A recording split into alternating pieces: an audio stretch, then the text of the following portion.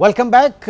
Budget 2025 हुकूमत का दावा कि मईशत इस्तेहकाम की जानिब गामजन है और दूसरी तरफ जो इक़दाम किए जा रहे हैं उससे सरीहन ऐसा लगता है कि जो बजट में कोशिश की गई थी कि किसी तरीके से फाइनेंशियल इंक्लूजन या माली शमूलियत की जो है उसको आगे बढ़ाया जाए, उसमें से बहुत सारी चीज़ें ऐसी हैं जिनकी इस वक्त नफ़ी होती नज़र आ रही है। और बिलखुसूस जब बात की जाती है कि जनाब ऑस्टेरिटी मेजर्स की कि किफ़ायत शुआरी के ज़रिए आगे बढ़ा जाएगा, दूसरी तरफ हम देखते हैं कि हमारी जो अशराफिया है उसके अलल्ले तलल्ले उसी तरह से जारी हैं।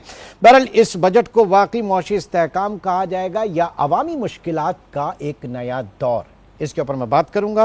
Doctor Syed Akbar Zaidi, executive director, इस वक्त हमारे साथ स्टूडियो में मौजूद है। डॉक्टर साहब बहुत शुक्रिया आपके वक्त का।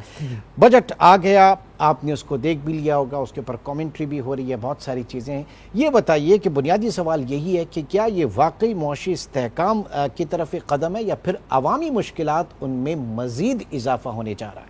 देखिए, इस्तेहकाम तो इन्होंने कर लिया कि पिछले एक साल से जो कर रहे हैं IMF के साथ कि स्टेबिलिटी जिसे कहा जाए, ठीक है, इस्तेहकाम, स्टेबिलिटी, कुछ चीज़ें इन्होंने की हैं जो माननी पड़ेंगी कि देखें आपका इन्फ्लेशन कम हो गया, वाकई 7% 6% जितना हो गया, आपके फॉरेन एक्सचेंज जो है वो बेहतर हुए, करंट अकाउंट डेफिसिट आपका ठीक हो रहा है, आपकी मईशत की जो पैदावार थी, तरक्की थी, वो 2.6 कह रहे हैं, मेरा ख्याल है उससे कम होगी। ओके, 2-3 साल के मुकाबले में अगर देखें तो बहुत बेहतरी आई, ठीक है, यहाँ तक तो आ गए।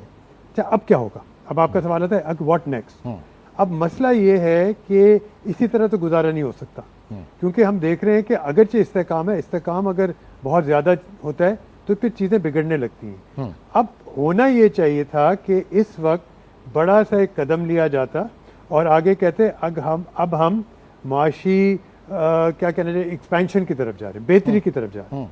और उसे हम ये करते कि इन्होंने जो अभी मिसाल के तौर पे एक ग्रोथ टारगेट दिया है 4.6% का, ये सवाल ही नहीं पैदा हो सकता। ये जो बजट है ये एंटी ग्रोथ है, यानी कि इसमें जो ग्रोथ है वो नहीं होगी, और साथ साथ क्या है, एंटी पुअर, यानी गरीब लोग अवाम के खिलाफ जाता है।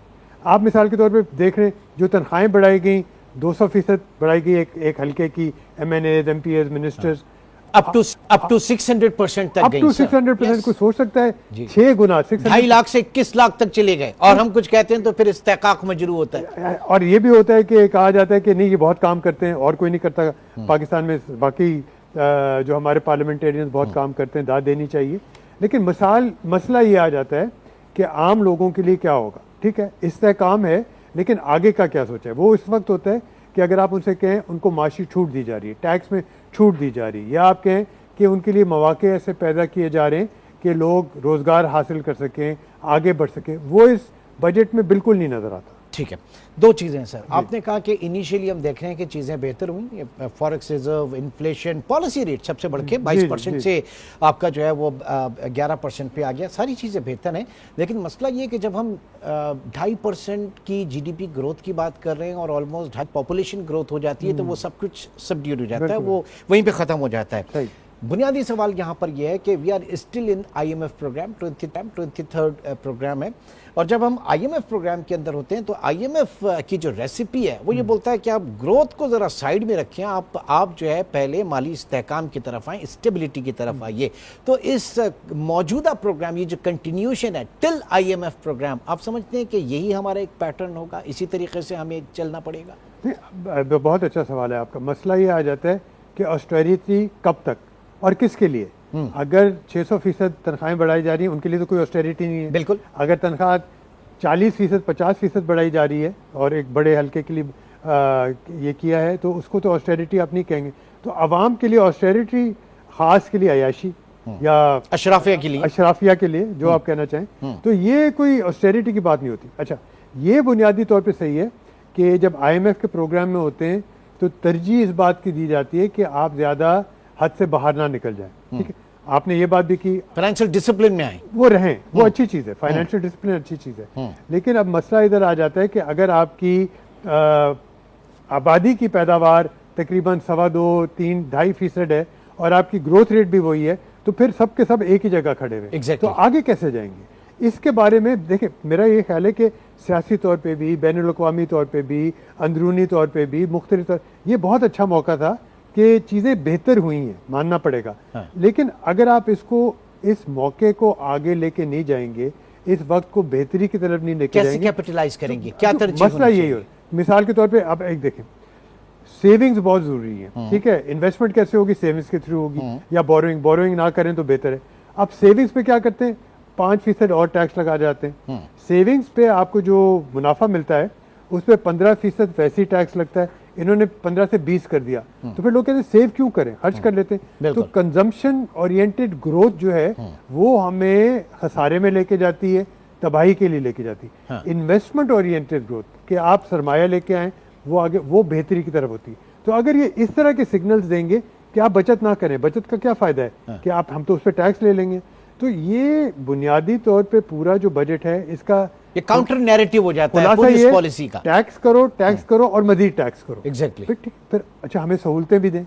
टैक्स क्यों कर रहे हैं, किससे ले रहे हैं, इस पे सवाल उठना चाहिए। प्रॉब्लम अगेन, जो हमारा मेन स्ट्रक्चर है, जो मॉडल है पाकिस्तान की इकोनॉमिक ग्रोथ का, होना तो ये चाहिए एक्सपोर्ट लेड ग्रोथ होनी बिल्कुल चाहिए। होना हम चाहिए। इंपोर्ट बेस्ड कंट्री हैं। बिल्कुल। अच्छा, उसमें भी जरी साहब मसला ये कि जब हम 2.5% की, ठीक है बड़ी अच्छी, फिर हम प्रोजेक्ट करते हैं जनाब अगले साल हम 6-7% की ग्रोथ पे चले जाएंगे, और इन रिसेंट हिस्ट्री हुआ भी है कि हम 6-7% की ग्रोथ पे गए। लेकिन होता क्या है कि 6% की ग्रोथ के ऊपर आप अपनी इंपोर्ट्स को खोल देते हैं, आप एक एक्सपेंशन की तरफ चले जाते हैं। जब आपकी इंपोर्ट्स खुल जाती हैं तो फिर आपका बैलेंस ऑफ पेमेंट का क्राइसिस खड़ा हो जाता है। उसके बाद अगेन आपको उस क्राइसिस को संभालने के लिए IMF के पास जाना पड़ता है। फिर IMF वही आपसे कहता है ऑस्टेरिटी करें, फिर आप आ जाते हैं 2-2.5% की ग्रोथ पे। इट्स ए विशियस सर्कल जो पिछले एक लूप में लगा हुआ है, और यही चल रहा है। ये कितना बड़ा अलमिया है। आपका सवाल बहुत अच्छा है कि क्या हम एकदम से 2.5% से 7% तक जा सकते हैं? ऐसा नहीं होता, और होना भी नहीं चाहिए। आपने ये भी बात की, क्योंकि हमारी मैं बुनियादी तौर पे इस मॉडल के खिलाफ हूं। इंपोर्ट्स खुल जाती हैं। तो एक तो ये बात सही है कि आहिस्ता आहिस्ता जाएं, आहिस्ता आहिस्ता बढ़ें, वो बेहतर होगा। लेकिन अब मैं आपसे ये पूछूंगा, आपके सवाल के जवाब में एक सवाल, हमारी एक्सपोर्ट स्ट्रेटजी क्या है? हमारी कोई एक्सपोर्ट स्ट्रेटजी नहीं है। हमारी लार्ज स्केल मैन्युफैक्चरिंग सेक्टर बिल्कुल बैठ गया है, बिल्कुल गिर गया है। सर, हम तो हमारे रॉ कॉटन को भी एक्सपोर्ट करके अपनी एक्सपोर्ट गुड्स में शामिल करते हैं हम एक तो, जमाने में। हमारे पास तो अब कॉटन भी हम इंपोर्ट कर रहे हैं, ठीक है। हमारी टेक्सटाइल सेक्टर, हमारी एक्सपोर्ट्स कैसे बढ़ेंगे? सवाल याद है। वो कहते हैं कि बिजली बहुत महंगी है, वो कहते हैं पॉलिसी रेट 11% भी बहुत ज्यादा है, नहीं होना चाहिए, कम होना चाहिए, कैसे आगे बढ़ेंगे? फिर हमारी अगर इंपोर्ट्स होती हैं, आप उसके टैरिफ कम कर दें, बहुत अच्छी बात है। आप टैरिफ कम कर देंगे, आपके कस्टम रेवेन्यूज कम हो जाएंगे, आपका टैक्सेशन का मसला वहां शुरू हो जाएगा। तो देखिए, मुझे जो प्रॉब्लम हुई है इस बजट पे खास तौर पे, कि क्योंकि कुछ अंदरूनी, और इस वक्त भी ट्रंप भी आपको कह रहा है आप बहुत अच्छे मुल्क हैं, वाह वाह सारा कुछ हुआ है, तो ये ऐसा मौका था, कुछ फैसले करने चाहिए थे कि वो सेक्टर जहां से चीजें बेहतर हो रही हैं उनको टैक्स ना करें। मिसाल के तौर पे हमारे एक्सपोर्ट ओरिएंटेड जो हमारे फ्रीलांसर्स आते हैं, हम गाड़ियां बना के बाहर नहीं बेच सकते, क्योंकि हमारा आपको पता है, आपने इस पर बहुत प्रोग्राम्स भी किए हैं। कॉटन टेक्सटाइल्स के अलावा या टेक्सटाइल्स के अलावा हमारे कुछ है नहीं। अब हमारी 60% जो इकोनॉमी वो सर्विसेज सेक्टर पे, सर्विसेज सेक्टर में जो सबसे इस वक्त बेहतर जा रही है वो IT एक्सपोर्ट, इस तरह की चीज़ें। अगर उन पर भी पाबंदी लगाने लग जाएं कि हम फ्रीलांसर्स को ये कर देंगे, उन पर टैक्स लगा देंगे, मुख्तलिफ चीज़ें, तो वो सेक्टर भी आगे नहीं जाएंगे। जिसपे आपको फॉरेन एक्सचेंज भी आ रहा है, आपकी नॉलेज इकोनॉमी बढ़ रही है, उसके खिलाफ आप जा रहे हैं। तो होना ये चाहिए था कि कौन से सेक्टर्स हैं एक्सपोर्ट्स के लिए जिनको बढ़ाना चाहिए। और इस वक्त अगर आप देखें, अगर हम IT की तरफ जाते हैं, उसमें कोई इंपोर्ट कंपोनेंट ही नहीं है। आपको लैपटॉप चाहिए, लैपटॉप सबके पास है, फोन चाहिए, सबके पास है। तो ऐसे सेक्टर्स हैं जो आपने बात की, they can grow without imports growing, they should have been supported much more than they are, and not कि उनको भी कर्टेल किया जाए। ये प्रॉब्लम है। ठीक है। पॉलिसी रेट 22% से हम आगे 11% पे, बहुत अच्छी बात है सारी चीजें, लेकिन इसका असर, क्योंकि जब बात की जाती है ना पाकिस्तान में, जब महंगाई 22-23% के ऊपर ये थ्योरी थी कि जनाब एग्रीगेट डिमांड कर्टेल करने के लिए आपने पॉलिसी रेट बढ़ाया, शरह सूद को महंगा कर दिया, इतना महंगा कर दो कि जनाब लोगों की सकत ना रहे, राइट? ये फिलॉसफी वेस्ट के लिए, डॉक्यूमेंटेड इकोनॉमीज के लिए तो बिल्कुल बेहतर हो सकती है। पाकिस्तान की इकोनॉमी जो पैरेलल इकोनॉमी अनडॉक्यूमेंटेड है हमारी, और दूसरा ये कि हम शायद ये नहीं समझ पा रहे कि हमारे यहाँ जो इन्फ्लेशन है वो कॉस्ट पुश इन्फ्लेशन है, डिमांड पुल इन्फ्लेशन नहीं है पाकिस्तान में। तो इस चीज को क्यों नहीं देखा जाता? मिसाल के टमाटर 300 रुपए किलो हो गया भाई, क्या पूरे पाकिस्तान में सुबह दोपहर शाम रात से हम टमाटर नहीं खा रहे? That is a supply constraint problem sir. तो ये क्यों नहीं देखा जाता? And it has nothing to do with the interest rate. टमाटर का रेट जो है इंटरेस्ट उसमें नहीं है। मैं क्यों लोगों को इतना महंगा कर दो, इतना महंगा, ये मेरी मिसाल। जी देखिए, एग्रीकल्चर में तो बहुत क्राइसिस आया इस साल कि हमारी जो फ्लैट और नहीं माइनस होगी, -13% जो बड़ी कैश क्रॉप्स थी वो नहीं हुई। और उसमें पॉलिसी की जो आपने बात की, पॉलिसी की खामियां भी बहुत थी कि सपोर्ट प्राइस हटा दी, एकदम हटा दी। इस तरह नहीं करते, ग्रेजुअली करते, बताते अगले 2-3 साल में करना चाह रहे हैं, उससे फर्क होता। हम कॉटन इंपोर्ट कर रहे हैं, अब हम सुना है कि आज की खबर है कि शुगर दोबारा we are going to start importing sugar. I mean this is a very strange way of looking at a country जहाँ agriculture is an important part. कि आपके एग्रीकल्चर इकोनॉमी कहलाती है सर, और वहाँ पे आपकी बेसिक जो ग़िज़ाई तहफ़्फ़ुज़ है, फूड सिक्योरिटी, वो एक बहुत बड़ा सवालिया निशान है। अगर हम दाल भी इंपोर्ट कर रहे हैं, अगर हम खाने की खुर्दनोश की चीज़ें भी इंपोर्ट कर रहे हैं, वो मुल्क जो पूरी दुनिया को, पूरे पाकिस्तान को, पूरे हिंदुस्तान को bread basket of the world कहा जाता है, ये हाल हो गया। तो इसका मतलब भी ये हो गया कि हमने इन्वेस्ट नहीं किया, वाटर रिसोर्सेज में इन्वेस्ट नहीं किया। Climate change is another big problem जिस पे बात नहीं होती। क्लाइमेट चेंज, अच्छा अब करते क्या है, सोलर पे 18% GST लगा दिया सोलर पैनल्स पे। अब थोड़ा शायद सुना है कि कम कर दिया 10 तक, लेकिन वो भी ज़्यादा है। तो ये पॉलिसी जो इनकन्सिस्टेंसी है जैसे कहा जाता है, एक तरफ ये करो, दूसरी तरफ उसका नफ़ी कर दो, तो ये हो क्या रहा है ये समझ नहीं आती, ये प्रॉब्लम है। ठीक है। अच्छा, और जो मैं बात कर रहा था, इस वक्त हमें कॉस्ट पुश इन्फ्लेशन की बात कर रहे हैं। आप कह रहे हैं कि जनाब एक्सपोर्ट प्रोसीड बढ़नी चाहिए, एक्सपोर्ट ओरिएंटेड जो हमारे सेक्टर्स हैं उनको आप बड़ा बेनिफिट दें। लेकिन जब कॉस्ट ऑफ डूइंग इतना महंगी होगी, बिजली, ईंधन, तेल, ये सब चीज़ें महंगी होंगी, तो हम क्या एक्सपोर्ट करेंगे और क्या इंटरनेशनली कम्पीट करेंगे? कुछ नहीं कर सकते फिर तो। दूसरा ये कि पिछले दिनों पहले कोई इस ईरान और इसराइल के जंग से पहले हमने देखा था पेट्रोल की कीमत नीचे आ गई थी, लेकिन वो पास ऑन नहीं की क्योंकि उस पर फेडरल ड्यूटी लगी हुई थी। वो हुकूमत को फ़ायदा हो गया, आवाम को फ़ायदा नहीं हुआ, इंडस्ट्री को फ़ायदा नहीं हुआ। तो वो जो इनपुट है जो एक्सपोर्ट्स बढ़ाने में या इवन डोमेस्टिक एक्सपेंशन के लिए, वो आपने कर्टेल किया हुआ है। और अब पिछले कुछ दिनों में कीमत बढ़ती जा रही है, और बल्कि अभी जो है 15 तारीख को इन्होंने कीमत बढ़ाई भी थी। और अभी से हमें पता है। वैसे आप इस मिडिल ईस्ट क्राइसिस को किस तरह से देख रहे हैं? क्योंकि कहा जा रहा है कि स्ट्रेट ऑफ हर्मुज जो है वो अगर वहां पे सप्लाई रुकती है तो फिर प्रॉब्लम बहुत ज्यादा होगा, और पाकिस्तान जैसे मुल्कों के लिए बहुत यकीनन एक बड़ा एक प्रॉब्लम होगा। देखिए, मेरे ख्याल ये तो वाज़ेह है, किसी को नहीं पता कि आगे क्या होने वाला है। ट्रंप का इसमें बहुत बड़ा एक किरदार है, अच्छा बुरा किस तरह का होता है, किस तरह की एक्शन लेते हैं। अभी तो वो तहम्मुल से ले रहे हैं, अभी तो वो सिर्फ अल्फाज की जंग चल रही है अमेरिका और ईरान के दरमियान।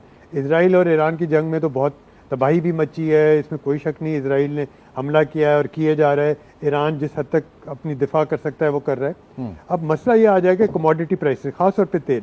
अब मुझे नहीं मालूम कि अगर ईरान की सलाहियत है कि वो हॉर्मुज को बंद कर सकेगा तो कुछ दिनों तक तो तेल की कीमत बहुत बढ़ जाएगी।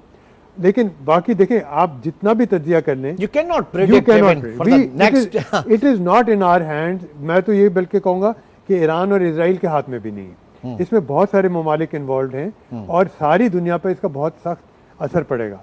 तो यानी जंग छेड़ना जो है वो आप वो बस में होता है, वो आसान है। जंग रोकना जो है वो फिर। और अक्सर ये सवाल उठाया जाता है, ओके व्हाट हैपेंस नेक्स्ट, इसका क्या जवाब है? व्हाट हैपेंस, चले आप जीत भी गए, जो को भी हार जीत पता नहीं, but at what cost and how and what happens, आप क्या करेंगे? क्या ईरान चला जाएगा, तबाही हो जाएगी, हो रही है तबाही, लेकिन फिर क्या होगा? तो ये जियोपॉलिटिकल सवाल हैं जिनका बिल्कुल मईशत से बहुत गहरा ताल्लुक और दुनिया भर की मईशतों का। चाइना पे असर पड़ेगा, रूस पे असर पड़ेगा, अमेरिका पे भी पड़ेगा, और इस खित्ते में तो बहुत ज्यादा होगा। बहुत बहुत शुक्रिया, thank you very much. Doctor Syed Akbar Zaidi साहब इस वक्त हमारे साथ मौजूद है। जाहिर है कि इसमें बहुत सारी चीज़ें हैं, बजट की हम हमेशा बात करते हैं, लेकिन जो IMF प्रोग्राम को भी हम हमेशा बुरा कहते हैं, लेकिन जहाँ पर बात की जाती है, IMF अगर कहता है कि फाइनेंशियल डिसिप्लिन लेकर आएँ, अपनी मीशत को मुस्तहकम करें, मुआशी क़िबला दुरुस्त करें, डॉक्यूमेंटेशन की तरफ आएँ, फाइनेंशियल इंक्लूजन की तरफ आएँ, तो बहुत सारी चीज़ें इसमें ऐसी हैं जो हमें खुद अपने तौर पर करना होंगी और करना चाहिए।